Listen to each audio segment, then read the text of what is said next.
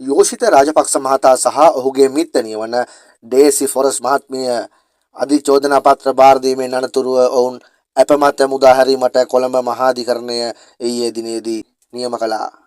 මුදල් විශුද්ධීකරණය වැළැක්වීම පනත යටතේ ඔවුන් දෙදෙනාට මේ චෝදනා එල්ල වෙලා තිබුණා.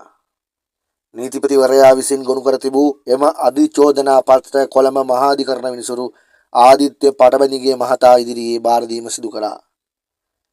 මෙහිදී විත්තිකරුවන් රුපියල් ලක්ෂ 5 බැගින් වූ ශරීර අප දෙකක් මත මුදා හැරීමටයි නියම කළේ.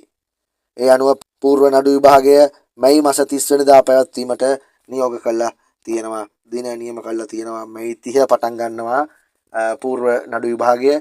ඉතින් කොහොම වුණත් ඩේසි ආච්චිගේ මැණික් මල්ලෙන් වැඩ ගන්නවා. ඒ වගේම යෝෂිත ගේ කට උත්තර එහෙම දැක්කහම නිකන් අමුතු ආකාරයේ කට උත්තර මේවා ගේ දොරකඩ මැණික් මල්ලක් තියලා තියෙනවා. ඒකෙන් තමයි මේගොල්ලෝ මෙහෙම දිනුනා කියලා ඕන් සඳහන් කරන්නේ. ඉතින් LTT එකේ හම්බෙච්ච මැණික් මේ රත්තරන් මනන් සල්ලි ඒව ගැන සඳහනක් නැතුව ඇති.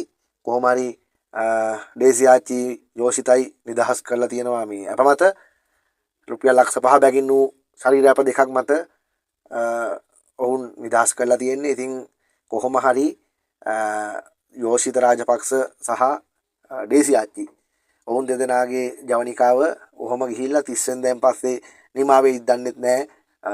අපි දැක්කා මේගොල්ලෝ අත්අඩංගුවට අරගන්න ප්‍රබෝධමත් භාවය දැන් මේ වෙනකොට ටිකක් අඩු වෙලා. සාමාන්‍ය මේ නිවුස් නෙවෙයි වගේ තත්ත්වයටපත් වෙලා තියෙනවා.